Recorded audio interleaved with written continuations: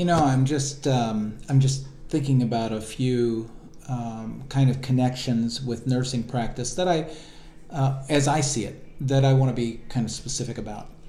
I mentioned with literature, who gets a name and who doesn't get a name sometimes is really important.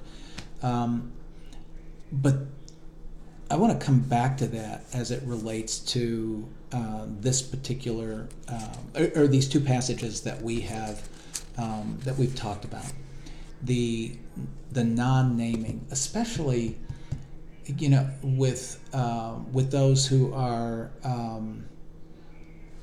in some sense marginalized.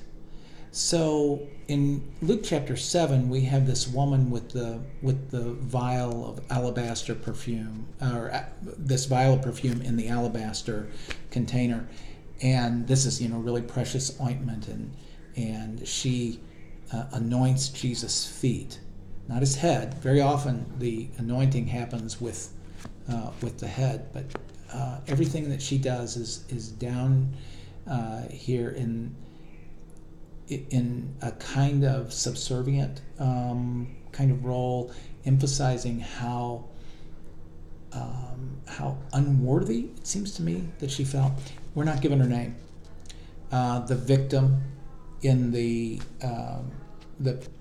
story of the Good Samaritan, we're not given his name. We're not given the Samaritan's name other than he's a Samaritan. And that's really much more important than him having a name. It's not, hey, the story would be better if it was Joe Samaritan. No, it's just, he could be named Joe, he could be named Ted, he could be named Poindexter. That would not make as much difference to the story as the fact that he's a Samaritan.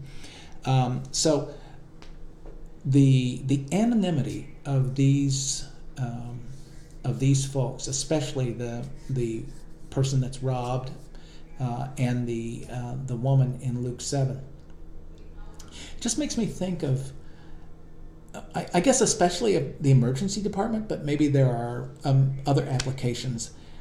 But people come in to the emergency department, and they are, in some cases, in the worst possible shape. They're having, in some cases, just these kind of crises that follow poverty and abuse. And